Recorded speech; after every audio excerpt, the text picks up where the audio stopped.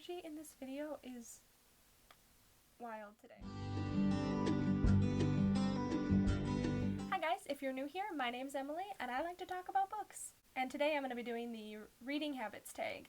So this should be interesting. Question number 1. Do you have a certain place at home for reading? No.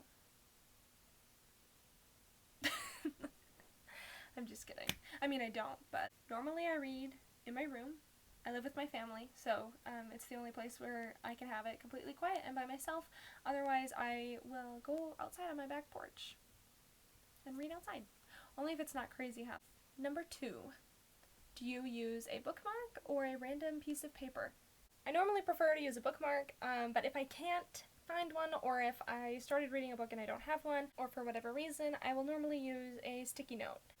They just work better for some reason. I've also used playing like a deck of cards. I've used cards as bookmarks. I don't think that's weird. Okay, I don't know. Number 3.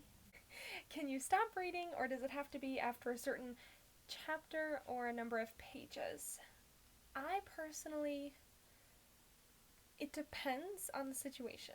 I've been interrupted reading a lot when I'm reading a book. Duh.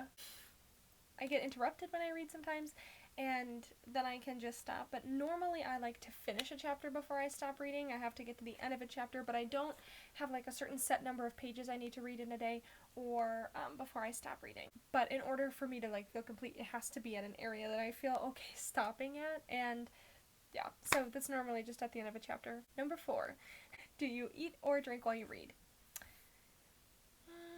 Yes. So, okay. If I'm drinking my morning coffee and I'm reading, obviously, yeah.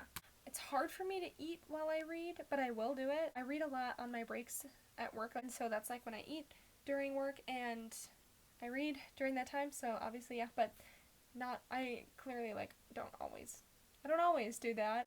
I prefer not to. I prefer to not be eating or drinking anything while I read, but it happens. Number 5. Do you multitask while you read, like watching TV or listening to music? No. If the TV is on, it's not a big deal. Like, I can still focus, but I can't watch TV and read a book because one or the other will not compute, and I'll either have to reread everything I was trying to read, or I will completely miss the TV show because the movie's in my mind. So it's one or the other. And I can listen to music while I read. I normally choose not to. I find it distracting, but I also have this uncanny ability to completely focus on reading if I really want to. There are many photos of me reading in very inappropriate places, like at parties. Number 6. Do you read one book at a time or multiple at a time? I can read multiple at a time. I will read multiple at a time, but they have to be for like separate places. So if I'm reading multiple books at a time, I have a book that I travel with that, I'll read at work, or that I'll just like carry in my purse that I'll be like when I read, because I have this habit of being like 30 minutes early to every appointment I have, and so then I'll have my book to read while I wait, or I have the books that I read at home before I go to bed, or that I read during the day just while I'm at home. Sometimes it's the same book and I'll just take it with me, but if I'm reading a huge book that's like 4,000 pages or something, I don't know. If I'm reading a really long book and I don't want to carry it around, I'll usually have a shorter, different book that I can travel with easy that will fit in my purse. Number 7. Do you read at home or everywhere? I read everywhere, as I said. Lots of photos of me reading in inopportune times. I go to coffee shops by myself, or I guess I did before COVID. I went to coffee shops by myself and I would read. I will read at home. I will read outside. I will go to the park and read. I will read in my car. I will read in the break room at work. I've already said that. I don't know. I read everywhere. Number 8. Reading out loud or silently in your head. I read in my head. The only time I will read out loud is if I'm having trouble understanding a passage of text. And this happens a lot when I'm reading, like, old literature, and I'm like, this doesn't even make sense. That's normally the only time I'll actively read out loud, but I like to read in my head because when I read, I see the pictures in my head of the words on the page. And I can't do that if I'm reading out loud. Number 9. Do I read ahead or even skip pages? No, not usually. I do have this habit where if an author, Tolkien, this happens a lot in classic literature, if an author likes to take an entire page to describe one thing, if it's like one paragraph, I will skip it.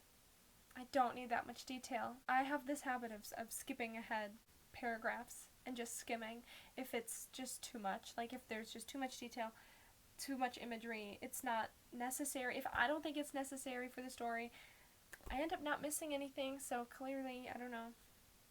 That could be super unpopular. Don't come for me. I never skip pages, and I normally don't read ahead.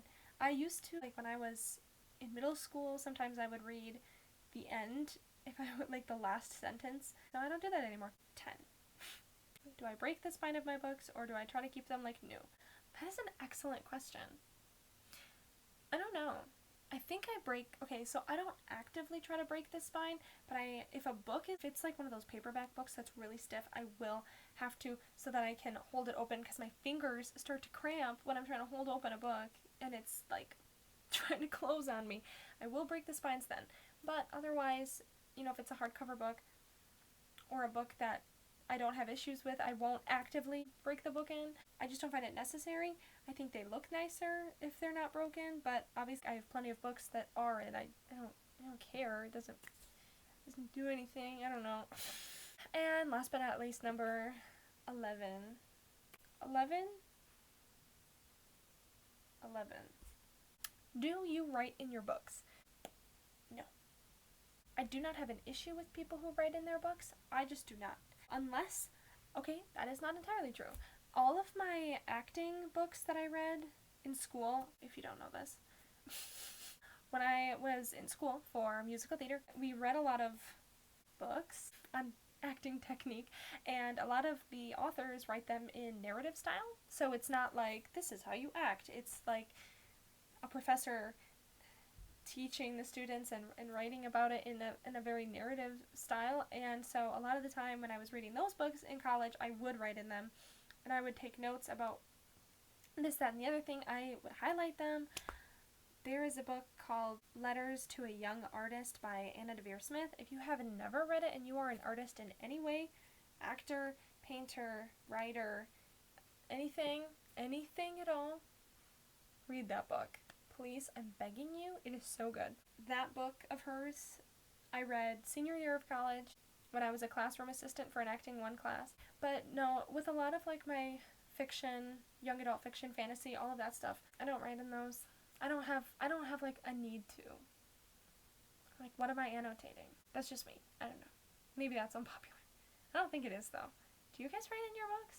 Should I be writing in my books? I guess comment below if you write in your books. I'm perplexed. If you enjoyed my video, please feel free to like and subscribe to my channel. I try to post a new video every week. Hope you have a wonderful week, and I will see you next time.